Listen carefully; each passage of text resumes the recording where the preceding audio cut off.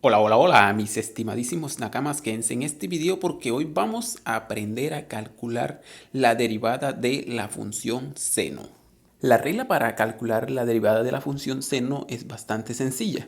La regla nos dice que si nosotros tenemos una función que es igual al seno de x, donde x es el ángulo, entonces la derivada de esta función seno va a ser igual al coseno del ángulo multiplicado por la derivada del ángulo.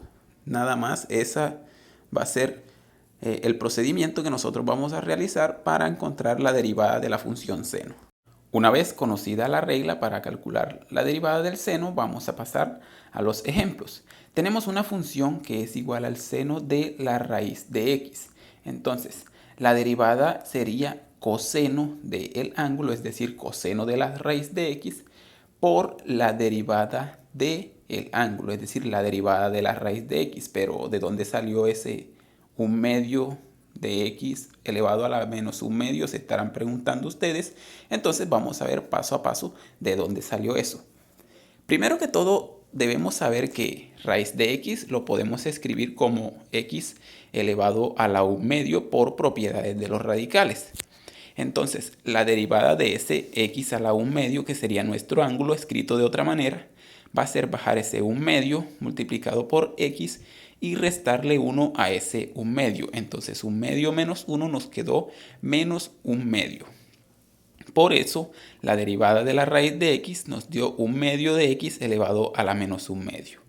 Entonces, ahora, esa derivada del ángulo, como tiene la x un exponente negativo, por propiedades de los exponentes, lo vamos a pasar al denominador con exponente positivo. Entonces nos quedó f'x es igual al coseno del ángulo por 1 sobre 2x elevado a la 1/2. Nuevamente aplicando propiedades de los radicales, ese x a la 1/2 lo vamos a escribir como raíz de x. Entonces, finalmente, la derivada de nuestra función sería coseno de la raíz de x sobre 2 raíz de x. Hagamos otro ejercicio. Tenemos una función y que es igual a seno de 3 elevado a la x y esta x elevada al cuadrado. Primero que todo, debemos notar que en el ángulo del seno tenemos una función exponencial.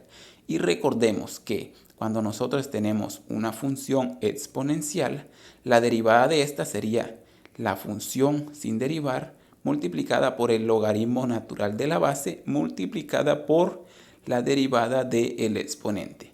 Entonces, teniendo estas dos reglas muy claras, la regla para derivar el seno y la regla para derivar una función exponencial, comencemos a calcular la derivada. Entonces, la derivada de nuestra función y va a ser igual al coseno del ángulo sin derivar, coseno de 3 elevado a la x elevada al cuadrado, multiplicada por la derivada de ese ángulo. La derivada de esa función exponencial va a ser la función sin derivar, es decir, 3 elevado a la x elevado al cuadrado, multiplicada por el logaritmo natural de la base es 3, multiplicada por la derivada del exponente. El exponente es x al cuadrado, la derivada de x al cuadrado sería 2x.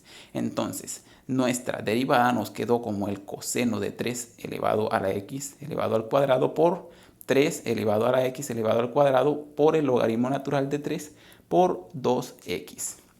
Esta sería nuestra derivada. Y bueno, ya para terminar el video, ustedes van a calcular la derivada de una función L de x que es igual al seno de la raíz de x a la 6 más 4x.